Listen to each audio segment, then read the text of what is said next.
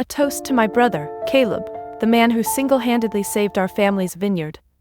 My mother's words echoed in the grand dining room, each one a slap. The worst part? It was my victory he was celebrating.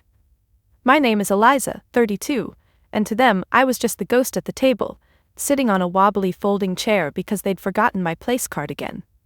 They had no idea their family ghost had liquidated her entire life to save them, and I was about to haunt them for real. Before I share my story, let me know where you're watching from in the comments. Hit that like and subscribe button if you've ever gone above and beyond for family. Trust me, you'll want to hear what happens next. I gripped the steering wheel, the leather creaking under my palms as I passed through the iron gates of the Monroe estate. The vineyard stretches out like a postcard, rows of vines heavy with late-season grapes, but it feels like a prison. Thanksgiving. The one day I'm expected to show up, smile, and pretend I belong. My stomach twists. I'm the black sheep, the one who never fit the Monroe mold, too stubborn, too plain, too me. Yet here I am, duty dragging me back like a chain. The estate looms ahead, all stone and ivy, a monument to wealth and secrets. I park my beat-up sedan next to Caleb's gleaming Tesla, my brother, the golden boy. I grab the small, wrapped package from the passenger seat. A framed photograph of the vineyard's first harvest. A gift I spent weeks tracking down. It's not much, but it's thoughtful. Maybe this year they'll see me. Inside, the air smells of roasted turkey and old money. The dining room is a stage. Crystal chandeliers, a table set for royalty, and my family playing their parts. My mother, Eleanor, stands at the head, her silk dress catching the light. She spots me and offers a hug that's more performance than warmth, her perfume stinging my eyes. "Eliza, you made it," she says, her smile tight. Caleb lounges in his chair, smirking. "Look who's back from the city," he drawls. "Slumming it with us peasants?" His laugh is sharp and the cousins chuckle. My father, Richard, sits at the table's head, frail and silent, his eyes fixed on his plate. I force a smile, my chest tight. "Just get through it, Eliza." A maid hurries over, flustered, carrying a folding chair. There's no place card for me, no seat. The oversight burns, a quiet slap. I sit at the table's end, the chair wobbling under me, and stare at the empty space where my name should be. Invisible. Always invisible. Dinner drags on, forks clinking, voices loud with wine-fueled chatter. I pick at my food, the mashed potatoes tasteless. Then Eleanor rises, glass in hand, her voice cutting through the noise. "A toast," she declares, her eyes gleaming with pride. "To Caleb for his vision and leadership.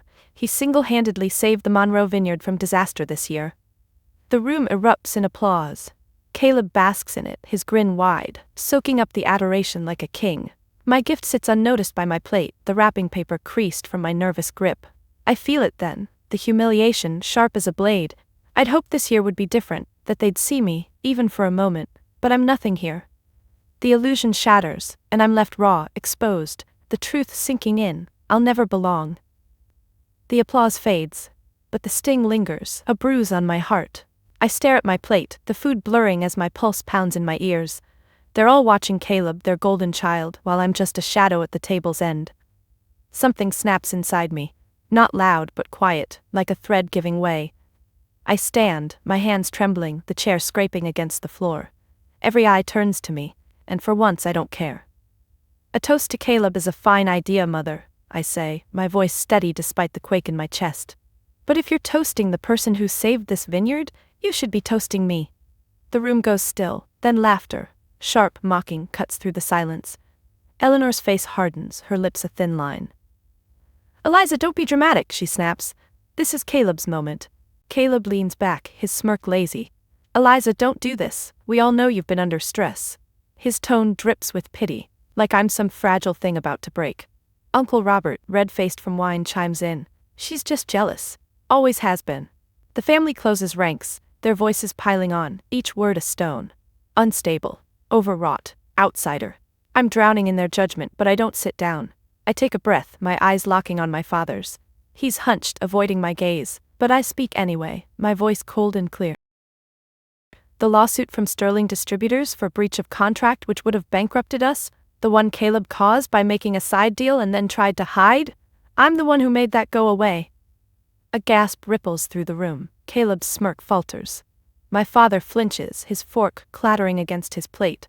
Eleanor's eyes narrow, but I keep going, the truth spilling out like blood. I handled it through a third-party mediator and an untraceable holding company called Phoenix Capital. That's why we're still here. Uncle Robert's fork slips from his hand, hitting the table with a dull thud. How do you know about that? He stammers, his face pale. His reaction is a spark igniting something in me. It's not just ignorance. They knew. Robert knew, and he helped Caleb bury it. The betrayal cuts deeper than I expected, a knife twisting in my gut. This isn't just a family dismissing me, it's a conspiracy to erase me. Caleb recovers, his voice sharp. She's lying. She's been working for a rival firm in San Francisco for years. This is corporate espionage to set us up for a takeover. His lie is clever, weaving truth, my job, with fiction. The family murmurs, their paranoia flaring. I see the doubt in their eyes, the way they lean away from me, and for a moment, I'm alone again, the scapegoat they need. But Robert's slip lingers in the air, a crack in their perfect facade. I hold my ground, my heart pounding, knowing I've just stepped into a fight I can't back down from. The room hums with tension, Caleb's accusation hanging like smoke. I feel their eyes on me, judging, waiting for me to crumble. My hands are steady now, the fear burned away by anger. I've spent years swallowing their dismissals, but not tonight. Tonight, I'm done. You want to talk about espionage? I say, my voice low, cutting through the murmurs. Let's talk about Phoenix Capital, the holding company I used to settle the Sterling lawsuit, the one Uncle Robert seems to know an awful lot about. I turn to him, and his face is a mask of panic, his eyes darting to Caleb. Robert stammers, I don't know what you're talking about. But his voice cracks, and I see it, the truth clicking into place. He didn't just know about the lawsuit. He helped Caleb cover it up, probably for a cut of whatever deal Caleb botched. My family isn't just blind, they're complicit. The realization hits like a punch, stealing my breath. All this time I thought I was fighting to belong, now I see I was fighting a lie. I turned to my father, his head bowed, hands trembling. You knew too, didn't you? I ask, my voice softer now, pleading. He doesn't answer, but his silence is deafening. The room feels smaller, the walls closing in. I've been carrying their secrets, their shame, while they painted me as the failure. Caleb leaps to his feet, his chair scraping. This is ridiculous, she's making it up to tear us apart. His voice is loud, desperate, but there's a tremor in it. He's losing control, and he knows it. The family shifts uncomfortably, their loyalty wavering. My mother's eyes blaze, but she stays silent, watching me like I'm a stranger. I don't back down. 18 months ago, I say, my words deliberate. Sterling was ready to sue us into oblivion. Caleb's side deal, his brilliant vision, broke their contract. He hid it, but I found out. I liquidated my 401k, I sold my apartment, I took on freelance work, funneled every cent through Phoenix Capital to pay the legal fees and settle the debt. All while you, I look at Caleb, my voice shaking with rage, mocked me for my frugal lifestyle. The room is deathly quiet. My cousin Anna, usually glued to her phone, stares at me, wide-eyed. Even Eleanor's composure cracks, her wine glass trembling in her hand. I reach for my gift, the framed photograph, and slide it across the table. This isn't just a picture, I say. I open the frames back, revealing a folded document. Not a contract, but a letter. Caleb's handwriting, tear-stained, begging me for help, promising to tell the truth once the crisis passed. Caleb lunges, his face twisted with fury. Give me that, he roars, reaching across the table. Before I can react, my father stands, his frail frame shaking. Caleb, sit down! His voice booms, a shadow of the man he used to be. The room freezes, and for the first time I feel a flicker of protection, a shield against the storm. But it's not enough to erase the betrayal, the years of being cast aside. I clutch the letter, my heart pounding, knowing the fight is far from over. The room holds its breath, my father's command still echoing. Caleb freezes mid-lunge, his hand hovering over the table, eyes wild with panic. I clutch the letter, his tear-stained plea for help against my chest, my heart hammering. For a moment, I'm not the outcast. I'm the one with the truth, and it's heavier than I expected. My father sinks back into his chair, his burst of strength gone, his face etched with shame. I look at him, then at Caleb, whose bravado is crumbling. This, I say, holding up the letter, my voice steady despite the ache in my throat, is what I carried for you, for all of you. I unfold it, the paper trembling in my hands. 18 months ago, Caleb begged me to fix his mess. I did. And you all let me bleed for it. Eleanor's voice cuts in, sharp as glass. Enough, Eliza, you're embarrassing yourself. But her eyes flicker to the letter, and I see the fear she's trying to hide. The family shifts, uneasy, their loyalty to Caleb wavering like a flame in the wind. I don't stop. I can't. I sold my apartment, I say, my words deliberate, each one a stone dropped into the silence. I drained my savings, my 401k. I worked nights, took on shady freelance gigs, funneled every dollar through Phoenix Capital to pay off Sterling. All while you, I point at Caleb, paraded around as the hero. Anna, my cousin, lets out a small gasp. Uncle Robert stares at his plate, his knuckles white around his wine glass. I turn to the framed photograph, the gift they ignored. This wasn't just a picture, I say.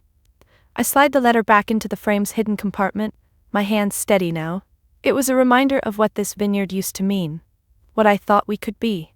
Caleb's face twists, and he lunges again, faster this time, snatching for the frame. Give me that, he snarls, his voice raw with desperation.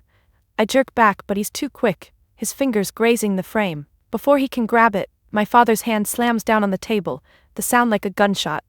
Caleb, enough! His voice is weaker now, trembling, but it stops Caleb cold. The room feels like it's tilting, the air thick with the weight of what's been said. I meet my father's eyes, and for a moment, I see the man he used to be. Strong, fair, the one who taught me to ride a bike in the vineyard's dirt paths. But that man is gone, buried under years of silence and fear. I did it for you, I whisper, not sure if I'm talking to him or myself. For all of you. The truth is out, but it doesn't feel like victory. It feels like grief. My father's hand trembles on the table, his eyes glistening with unshed tears. The room is a frozen tableau. Eleanor rigid, Caleb panting, the cousins staring like I've just torn down the walls of their world. I want to scream, to run, but my feet are rooted, the letter burning in my hands. I've waited years for this moment, for the truth to matter, but now that it's here, it's hollow. Eliza, my father says, his voice barely above a whisper. He coughs, a wet rattling sound, and I flinch. He's so frail, a shadow of the man who used to carry me on his shoulders. I knew. The words are a confession, each one carving a new wound in me.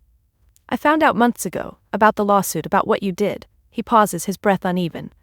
I let it happen. I let you carry it because it was easier. The room spins. I stare at him, my throat tight, the air sucked out of me. He knew. All those nights I cried alone in my tiny rented room, scraping by, he knew. He chose silence, chose their lie, over me. The betrayal is a physical thing, a weight crushing my chest. Why? I choke out, my voice breaking. Why didn't you say anything? He looks away, tears spilling down his cheeks. Your mother, she wouldn't have survived the truth. The family, the vineyard, it's all she has. His voice cracks. I was weak, Eliza, I'm sorry. Sorry, the word is a pebble against the mountain of pain I've carried. I want to hate him, to scream that his apology means nothing, but all I feel is exhaustion. I sink into my chair, the letter slipping from my fingers onto the table. Eleanor's face is stone, but her eyes are stormy, calculating. Caleb glares at me, his jaw tight, but he doesn't speak. For once, he's out of moves. Anna reaches across the table, her hand hovering near mine. Eliza? She says softly. Is it true? You did all that? Her voice is small, but it's the first kindness I've felt all night. I nod, unable to speak, and her eyes soften. It's not much, but it's a lifeline, a reminder that not everyone here is against me. I cling to it, my heart raw, as the truth settles over the room like dust after a storm. But the victory is bittersweet. My father's confession is a crack in the lie, but it's also a mirror showing me how deep the betrayal runs. I'm not just the outcast. I'm the sacrifice they chose to make. And yet, in Anna's quiet gesture, I feel the first stirrings of something new, a fragile hope that I might not be alone. The silence is suffocating, broken only by my father's uneven breaths. Eleanor stands, her chair scraping, her face a mask of fury. This changes nothing, she hisses, her voice low and venomous. Caleb is the heir, the vineyard is his. You have no power here, Eliza. Her words are a challenge, daring me to fight, to prove her wrong. I meet her gaze, my fear gone, replaced by a calm I didn't know I had. You're right, I say, my voice steady. A letter is just a letter. I reach into my pocket and pull out my phone, holding it up. But when I settled the Sterling lawsuit and restructured the debt with Phoenix Capital, I didn't just save the vineyard, I secured a controlling interest as collateral. I pause, letting the words sink in. This is the digital key to the account holding 51% of the shares. The company isn't his, it's mine. The room implodes. Eleanor gasps, her hand flying to her throat. Caleb's face drains of color, his mouth opening and closing like a fish. Uncle Robert chokes on his wine, coughing violently. Anna's eyes widen, her hand still near mine, but now she's frozen, caught in the shockwave. The cousins whisper, their voices a frantic buzz. I stand still, the phone heavy in my hand, the weight of their legacy in my palm. You're lying, Caleb spits, but his voice is weak. A boy pretending to be a king. You wouldn't. He stops, his eyes darting to Eleanor, who's staring at me like I'm a stranger she wants to destroy. I didn't want this, I say, my voice soft but firm. I wanted to save us, but you left me no choice. The truth is a blade, cutting through their denial. They didn't just ignore me, they handed me their kingdom, piece by piece, without ever noticing. The vineyard, their pride, their identity. It's mine now, and the realization is a tidal wave, washing away their illusions. Eleanor steps forward, her voice shaking with rage. You think you can take this from us, from your own family? Her words are meant to wound, but they don't. I've been wounded too many times to flinch now. I already have, I say, and the words feel final, like a door slamming shut. I look at my father, his head bowed, tears dripping onto his plate. At Caleb, his arrogance shattered. At Anna, who's watching me with something like awe. The room is a battlefield, and I've won. But the victory is heavy, a crown I never wanted. I lower my phone, my heart steady. This isn't over, I say, my voice ringing with authority I've never felt before. But it's gonna be different. I turn and walk toward the door, their eyes burning into my back. The fight isn't done, but for the first time, I'm not running, I'm leading. The dining room door swings shut behind me, muffling the chaos I've left in my wake. My footsteps echo in the grand hallway. The portraits of Monroe ancestors staring down, their painted eyes cold and judgmental. My phone is still in my hand, the digital key to the vineyard's future burning like a coal. I've won, but it doesn't feel like triumph. It feels like standing on the edge of a cliff, the ground crumbling beneath me. I step into the library, the air heavy with the scent of old leather and dust. The room is dim, lit only by a single lamp, and I sink into an armchair, my legs shaking. The weight of what I've done crashes over me. I own the vineyard, 51% of it at least. The power is mine, but so is the responsibility. I could sell it, burn it all down, let their precious legacy rot. The thought is tempting, a dark whisper in my mind. They deserve it, after everything. But revenge tastes bitter, and I'm too tired for it. Caleb's voice breaks the silence, hoarse and raw. What are you going to do? I look up, startled. He's standing in the doorway, his tie loosened, his face pale. Gone is the smug golden boy. He looks small, scared, like the kid who used to beg me to read him bedtime stories. For a moment I see him, not the liar but my brother. It hurts more than I expect. I don't know, I say, and it's the truth. I look around the room, at the shelves lined with books no one reads, the fireplace cold and empty. This house, this vineyard, it's a stage for their tragedy, and I've spent my life playing the villain. But now the script is mine, and I don't know the lines.